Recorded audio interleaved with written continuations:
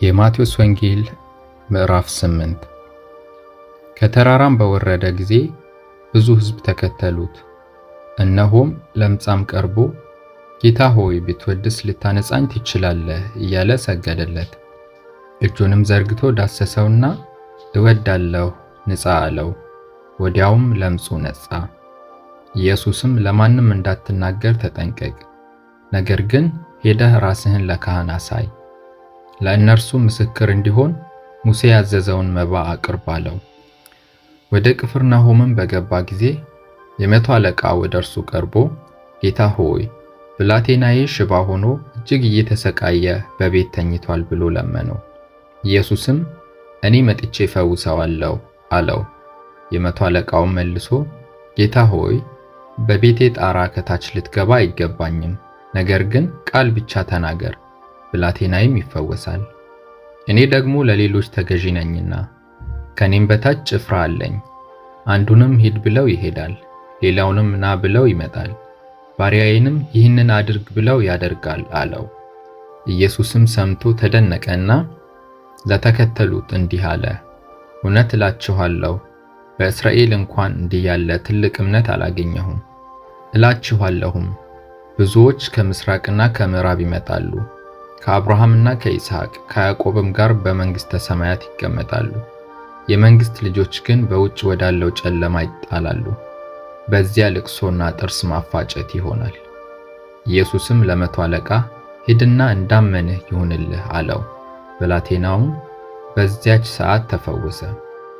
ኢየሱስም ወደ ጴጥሮስ ቤት ገብቶ አማቱን በንዳድ ታማ ተኝታ አያት። እጇንም ዳሰሰ፣ ንዳዱም ለቀቃት፣ ተነስታም አገለገለቻቸው። በመሸም ጊዜ አጋንንት ያደረባቸውን ብዙዎችን ወደ እርሱ አመጡ።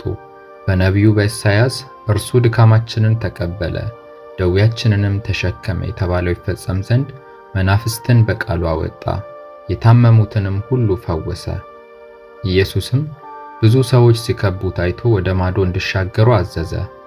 አንድ ጻፊም ቀርቦ መምህር ሆይ ወደምትሄድበት ሁሉ እከተልሃለሁ አለው። ኢየሱስም ለቀበሮዎች ጉድጓድ ለሰማይም ወፎች መሳፈሪያ አላቸው፣ ለሰው ልጅ ግን ራሱን የሚያስጠጋበት የለውም አለው። ከደቀ መዛሙርቱም ሌላው ጌታ ሆይ አስቀድሜ እንዲሄድ አባቴን እንድቀብር ፍቀድልኝ አለው። ኢየሱስም ተከተለኝ፣ ሙታናቸውን እንዲቀብሩ ሙታንን ተዋቸው አለው። ወደ ታንኳም ሲገባ ደቀ መዛሙርቱ ተከተሉት። እነሆ ማዕበሉ ታንኳይቱን እስኪደፍናት ድረስ በባህር ታላቅ መናወጥ ሆነ፣ እርሱ ግን ተኝቶ ነበር። ደቀ መዛሙርቱም ቀርበው ጌታ ሆይ አድነን፣ ጠፋን እያሉ አስነሱት።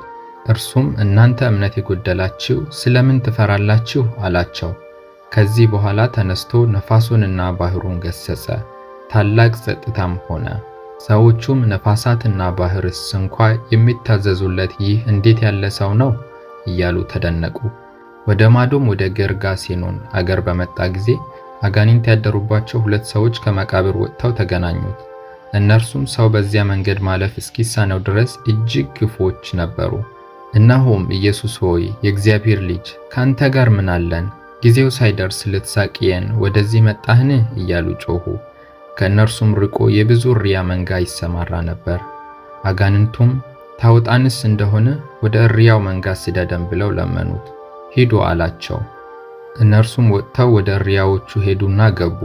እነሆም የእሪያዎቹ መንጋ ሁሉ ከአፋፉ ወደ ባህር እየተጣደፉ ሮጡ፣ በውሃም ውስጥ ሞቱ። እረኞቹም ሸሹ። ወደ ከተማይቱም ሄደው ነገሩን ሁሉ አጋንንትም ባደረባቸው የሆነውን አወሩ። እነሆም ከተማው ሁሉ ኢየሱስን ሊገናኝ ወጣ። ባዩትም ጊዜ ከአገራቸው እንዲሄድላቸው ለመኑት።